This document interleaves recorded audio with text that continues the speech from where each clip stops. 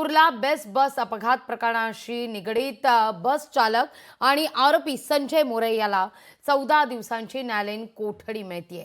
अपघाताचा प्राथमिक तपास पूर्ण झाल्यानं संजय मोरे याला न्यायालयीन कोठडी सुनावण्यात यावी अशी विनंती कुर्ला पोलिसांनी न्यायालयात केली होती।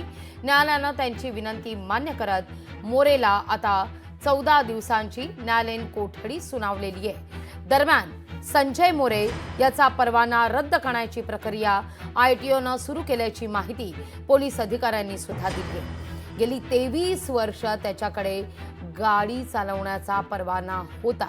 9 डिसेंबरला कुर्ला बस डेपोतून निघालेल्या बेस्ट बसवरील चालकाचं नियंत्रण सुटलं आणि ही दुर्घटना घडली।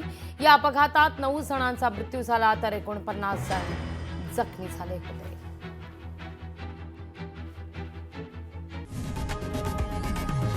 लोकशाही मराठी ऐका, पहा, जागरूक रहा।